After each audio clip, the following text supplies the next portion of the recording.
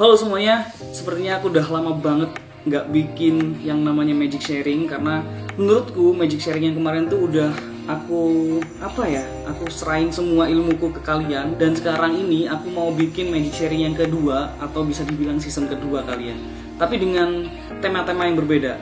Dan tidak etis rasanya kalau kita tahu sulap, belajar dunia sulap, tapi kita tidak pernah tahu siapa tokoh-tokoh yang berpengaruh dalam dunia sulap, terutama di Indonesia.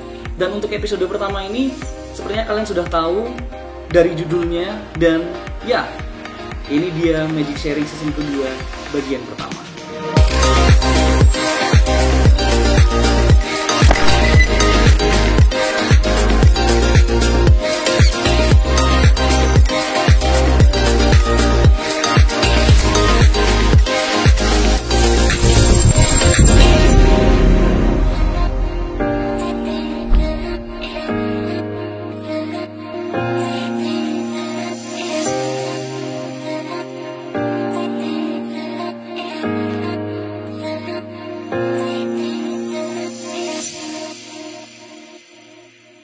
Oke friends, belajar sulap dari kecil ternyata mampu memuluskan perjalanan beliau untuk berkarir ke panggung hiburan. Ia pun tersohor sebagai pesulap modern zaman itu, dan bahkan ya friends, beliau ini sempat dijuluki dengan sebutan bapaknya pesulap Indonesia. Wah, kalau udah sebutan seperti itu, otomatis kan dia jadi kiblatnya pesulap di Indonesia. Dan siapakah dia? Ini dia, Master Deddy Corbuzier.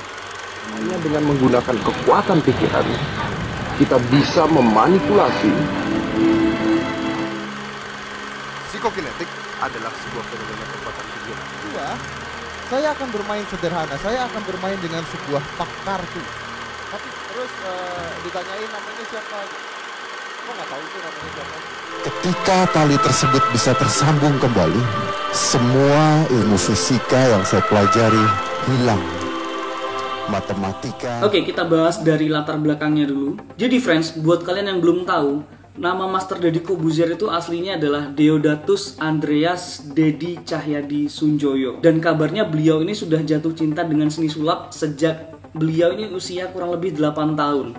Bayangin 8 tahun udah cinta sama sulap, itu suatu hal yang keren sih buat aku. Dan kala itu Master Deddy Corbuzier tidak serta-merta langsung jatuh cinta sama seni sulap, enggak. Awalnya Master Deddy Corbuzier ini melihat salah satu pesulap luar negeri kalau nggak salah beraksi dengan mengeluarkan seekor merpati dari tangannya menjadi sebuah buket bunga. Dari hal inilah yang membuat Master Deddy Corbuzier langsung jatuh cinta sama seni sulap. Pria kelahiran 28 Desember 1976 ini lalu berguru kepada pesulap-pesulap senior yang dulunya ada di Indonesia. Tujuannya untuk mempelajari trik-trik sulap sederhana. Namun yang namanya Master Deddy Corbuzier ya, dia pun tidak puas akan trik-trik sederhana. Di usianya yang ke-12, Master Deddy Corbuzier ini punya tekad untuk mempelajari jenis sulap yang lebih sulit dari apa yang sudah dia pelajari sebelumnya. Jadi dia memulai karirnya dengan memperagakan jenis-jenis sulap sederhana yang sudah ia pelajari, tepatnya di lokasi Dunia Fantasi Ancol, Jakarta. Lalu beranjak dewasa, Master Deddy Corbuzier tidak ingin dong sulapnya hanya stuck di sana. Master Deddy Corbuzier makin mantap memilih sulap sebagai jalan hidupnya. Dan fakta menarik yang aku temukan, beliau sempat dikontrak selama 7 tahun oleh hotel internasional yang ada di Jakarta untuk menunjukkan bakat sulapnya pada saat dia beranjak usia 18 tahun kalau nggak salah ya. Nah, beruntungnya Master Deddy Corbuzier nih friends, dia berkesempatan untuk mengunjungi negara Israel, dan di sana dia belajar dan menyadari bahwa ternyata di dunia sulap itu ada juga jenis-jenis karakternya. Bukan karakter alirannya kalau kita bilang. Jadi kalau di musik itu ada pop, blues, jazz, rock. Nah, ternyata di sulap pun juga ada. Dari situlah awal ketertarikan Master Deddy Corbuzier terhadap mental magic, sehingga sampai sekarang beliau dikenal sebagai mentalisnya Indonesia.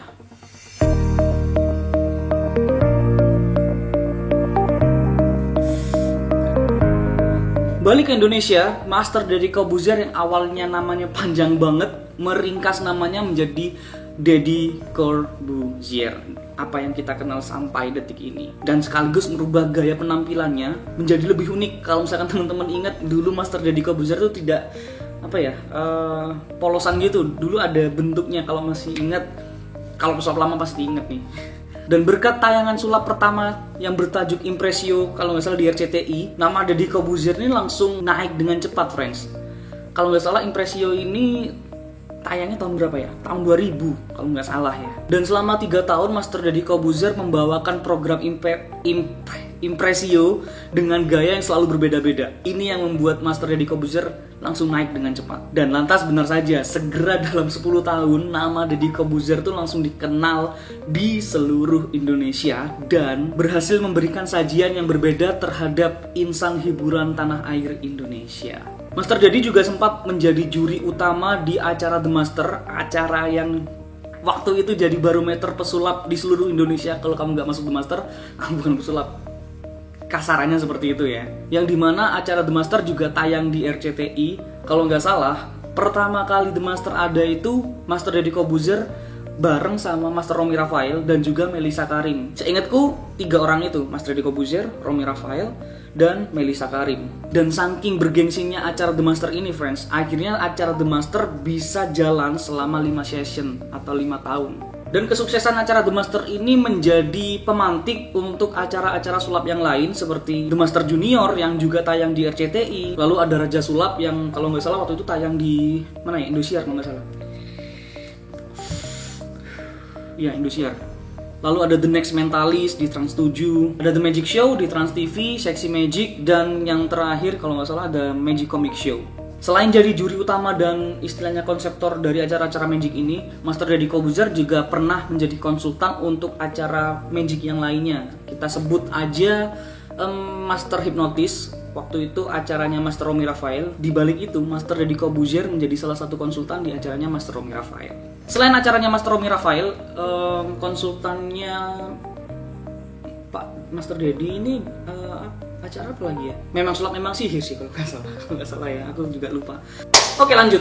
Deddy Corbuzier juga sempat dan pernah berkolaborasi dengan magician terkenal di luar negeri sana. Di antaranya ada Mind and Magic with Hot Diamonds, lalu ada Jeff Max Bridge, terus siapa lagi ya? Ada Pierre Guinet, kalau nggak salah Pierre Guinet, dia itu Master of Pickpocket sih, kalau aku nggak salah inget lagi. Ya, dan yang terakhir ada J. Scott Berry. Sebenarnya banyak sih, cuman memoriku udah terlalu tua sih ini. Jadi ya udahlah, yang aku inget aja ya. Dan singkat cerita, akhirnya nama Deddy Corbuzier ini selain menjadi mentalisnya Indonesia, beliau juga dikenal sebagai presenter di acara Hitam Putih Trans 7. Sebuah acara talk show inspiratif yang dibawakan dengan gaya yang santai. Dan dulunya acara Hitam Putih ini di awal-awal episodenya juga menyajikan beberapa trik sulap yang dimainkan oleh Deddy Corbuzier. Tapi semakin kesini, akhirnya acara Hitam Putih fokus kepada acara talk show aja. Mungkin ada yang tanya, apa aja yang sudah terlahir dari seorang Master Deddy Corbuzier? Karya apa sih yang sudah dia ciptakan? Sebenarnya banyak. Cuman aku ingin sebutin hal yang sangat signifikan dan buatku itu sangat penting. Beliau sempat menciptakan sebuah trik originalitas yang sudah diakui oleh dunia. Ini ngomongnya sampai belibet.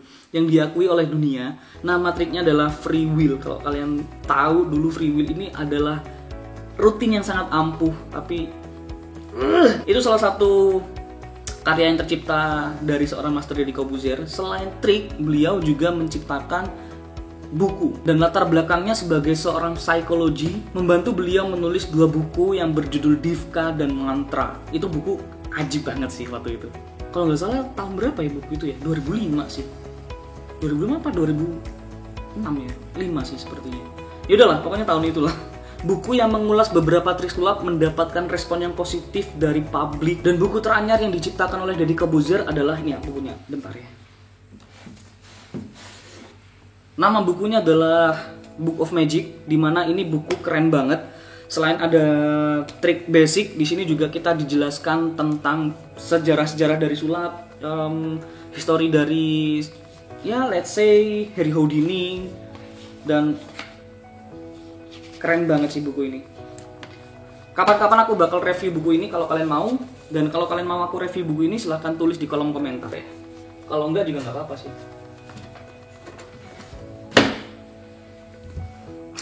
Lanjut, dan konon kabarnya selain buku Book of Magic ini, beliau juga sempat nyiptain buku lagi. Cuman sayang waktu itu aku tidak mengikuti beliau karena memang waktu itu bukunya sangat mahal, dan yang namanya aku masih sekolah SD sih waktu itu. kalau nggak salah judulnya apa ya, Seven Dark Secret of Rubik's Cube deh, aku lupa. Buku itu aja kayaknya lahir tahun 2008, pokoknya setelah Book of Magic ini ya. Oke, kita lanjut. Cita-cita dari Master Deddy Corbuzier ini untuk menjadikan seni sulap menjadi salah satu seni yang harus diperhitungkan di Indonesia tidak berhenti di saat dia menciptakan buku aja atau memberikan sebuah karya yang original. Beliau juga sempat membuka sekolah magic dan toko sulap online, dan aku sempat ngikutin itu, aku sempat beli juga ke beliau. Kalau nggak salah nama websitenya itu Corbuzier Magic Shop, dan nama sekolahnya tentu aja Corbuzier School of Magic. Siapa yang alumni dari sana? Silahkan tulis di kolom komentar. Master Deddy Corbuzier membuka 2 item ini, sekolah dan toko sulap, bukan tanpa alasan. Beliau ingin menciptakan lebih banyak pesulap muda yang nantinya dapat menghibur di dunia hiburan di Indonesia.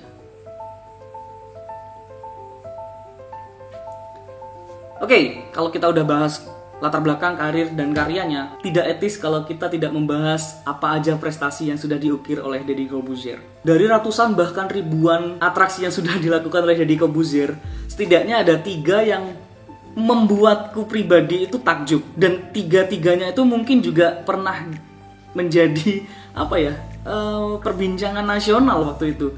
Yang pertama adalah Master Deddy Corbuzier pada tahun 2003 sempat memprediksi headline apa yang bakal keluar di Harian Kompas, dan tentu saja pada tahun itu belum pernah ada yang melakukan hal tersebut. Bahkan pesulap-pesulap yang istilahnya satu rating, satu angkatan dengan Master Deddy Corbuzier kayaknya nggak kepikiran deh untuk ngelakuin itu. Dan jujur itu adalah batu loncatanku ketika aku pengen jadi mentalis juga. Nantilah itu ya, kita bahas Master Deddy Corbuzier dulu. Jadi singkat cerita, lewat sebuah kaset, Master Deddy Corbuzier sudah merekam apa yang bakal keluar di headline Harian Kompas pada tahun itu. Kalau aku nggak salah ingat juga, sebentar aku mau uji kemampuan berpikirku, kemampuan mengingatku. Harian Kompas tanggal 23 Februari 2003. Silahkan dicek. Kalau salah ya udah, mohon maaf. Dan uniknya buatku adalah rekaman itu disimpan di sebuah kotak yang transparan, dan tentu saja semua masyarakat Jakarta pada waktu itu bisa ngeliat, bahkan kita yang dari rumah juga bisa ngeliat. Dimana biasanya kan kalau misalnya kita punya prediksi ditutupin sama kotak hitam atau box kayu, tapi ini transparan, bener-bener transparan dan bener-bener bisa kita lihat. Dan benar saja, boom, ketika dibuka, aku nggak bisa berkata-kata deh. Rekaman itu terdengar suara Master Deddy Corbuzier, bentar ya. Kurang lebih seperti ini. Tiba saatnya Presiden Megawati harus tegas terhadap rencana serangan Amerika ke negara Irak. Lalu sesuai dengan judul Harian Kompas, headline-nya berisikan Presiden Megawati harus tegas, dan subjudulnya di bawahnya itu kan ada tulisan kecil tuh. Isinya menolak rencana serangan AS ke Irak. Ya udahlah ya, itu hanya Master Deddy Corbuzier yang tahu. Lalu yang kedua adalah pada bulan Oktober tahun 2004. Ingat ya, 2004, Master Deddy Corbuzier pergi mengelilingi Jakarta dengan keadaan mata tertutup. Mengelilingi Jakarta, bukan jembatan 1,6 km, tapi ini Jakarta, men. Mata ditutup pakai mobil, dan itu akhirnya Deddy Corbuzier mencetak rekor muri juga sebagai pengendara yang mengendarai kendaraan dengan mata tertutup yang menempuh rute perjalanan terjauh sepanjang 76,6 km. Aku aja 1,6 km, ini 76,6 loh. Aduh. Oke, selanjutnya adalah pada tahun 2010. Sorry aku lupa bulannya, tapi yang aku ingat adalah tahunnya, pada tahun 2010. Lagi-lagi Master Deddy Corbuzier kalau meramal kayaknya bahasanya terlalu ini deh. Memprediksi, beliau menebak negara Spanyol bakal jadi juara Piala Dunia pada waktu itu. Sampai skor-skornya loh. Kalau nggak salah 2-1 deh waktu itu. Gila. Dan ada perbedaan sih sebetulnya dari awal dia memprediksi yang Harian Kompas dengan dia memprediksi siapa yang bakal jadi juara. Kalau di Harian Kompas dia menulis di surat dan ditaruh di box.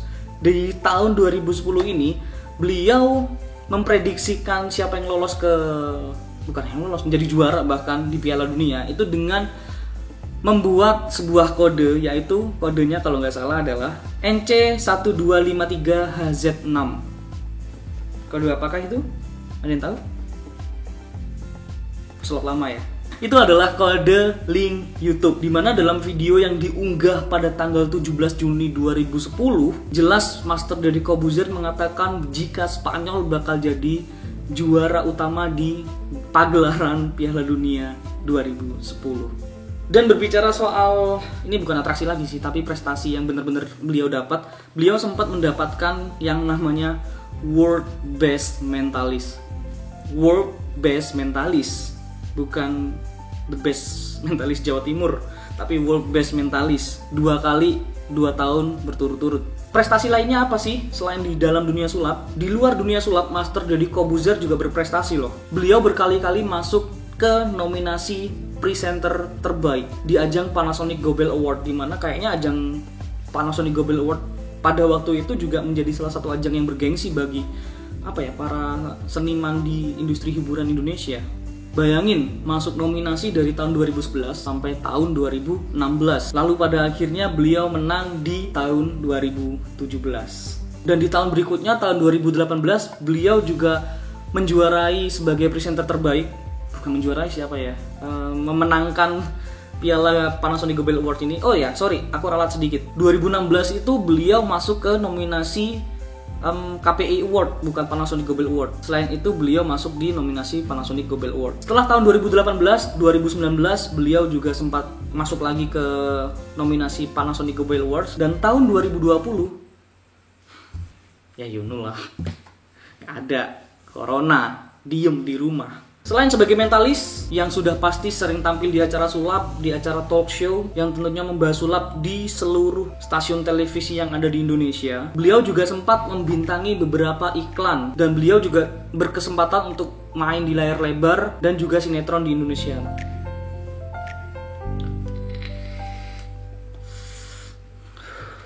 Kalau kita bicara soal awal, pasti ada akhir. Dan sekarang kita akan membahas perjalanan terakhir Deddy Corbuzier sebagai seorang magician. Sedih sih sebenarnya tahu bahwa salah satu idolaku sebagai mentalis memutuskan untuk berhenti di dalam dunia yang kalau boleh dibilang satu frekuensi. Tentu ini jadi sebuah berita yang sangat mengagetkan. Berita ini pun aku tahu dan mungkin pesulap lain tahu bukan dari media televisi, tapi melainkan dari akun pribadi dari Master Deddy Corbuzier. Dimana kalau dari televisi mungkin kita masih bisa berandai-andai ya, ini nggak mungkin.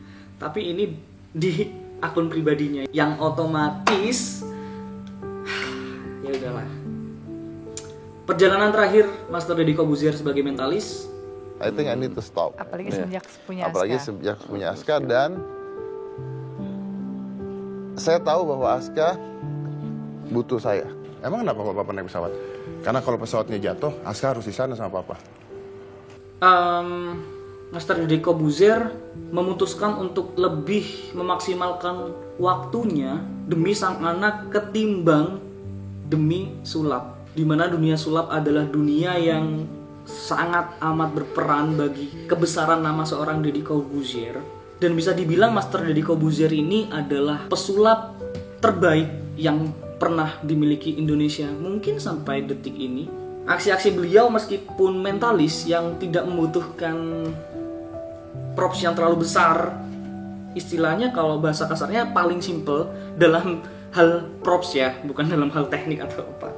Ya, dalam hal props meskipun istilahnya barang-barangnya kecil, tapi beliau selalu memberikan tampilan yang segar, mendebarkan, dan pastinya sulit ditebak.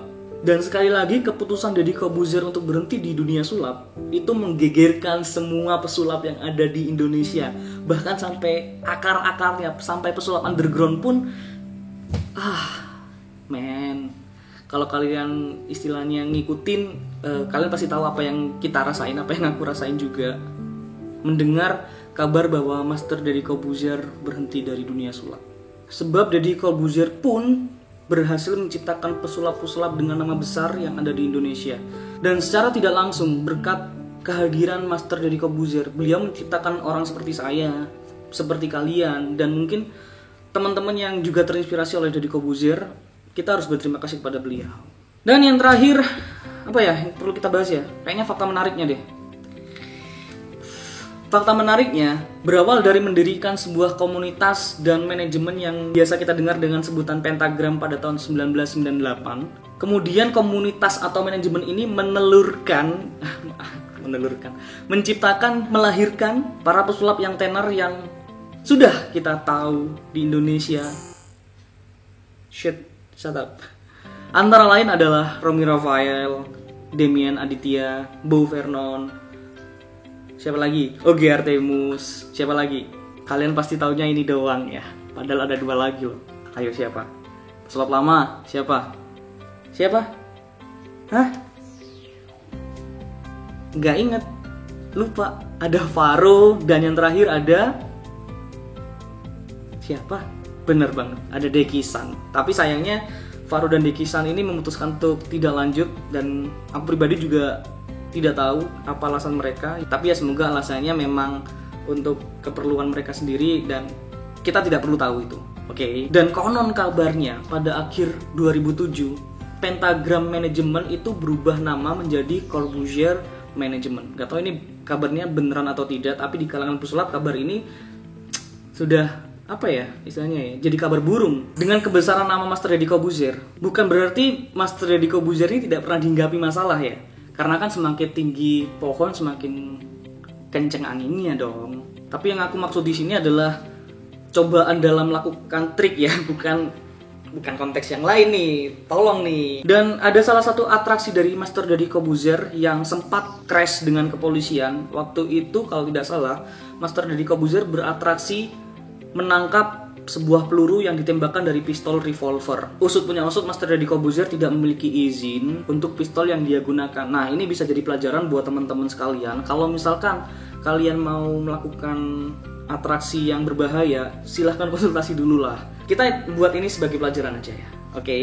Dan baru-baru ini juga, selain menjadi bapaknya pesulap, Master Deddy Corbuzier juga disebut-sebut sebagai bapaknya YouTube atau Father of YouTube.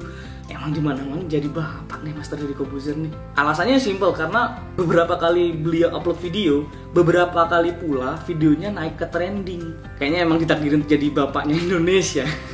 Gak. Dan kalau kalian berpikir enak banget ya, Master Deddy Corbuzier tuh cepet banget naiknya. Wait, tunggu.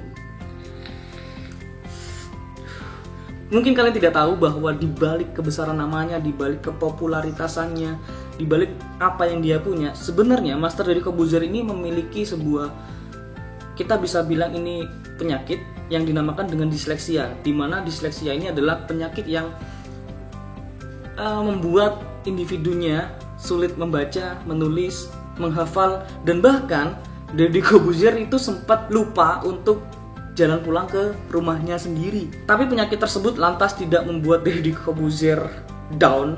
No. Bahkan Master Deddy Corbuzier bisa seperti sekarang karena beliau paham dan damai dengan penyakitnya. Dan yang paling penting adalah bagaimana beliau mengatasi apa yang menjadi kekurangannya. Oke, aku rasa itu dulu untuk sharing pertama di season kedua hari ini. Pembahasan seorang Deddy Corbuzier aku jadikan yang pertama karena memang beliau sudah menjadi bapaknya pesulap Indonesia mungkin sampai detik ini. Beliau selalu dihormati. Salam hormat saya sebagai pesulap underground Master Deddy Corbuzier jika Master menonton video ini.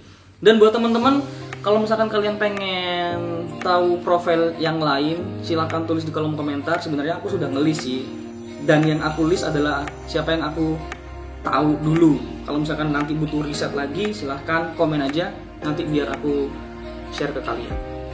Dan itu dulu untuk Magic Sharing hari ini. Jangan lupa untuk terus sharing dan memulai belajar. Sesuai slogan kita, let's sharing, stop learning. Saya Firman Syarabidya, terima kasih dan sampai jumpa.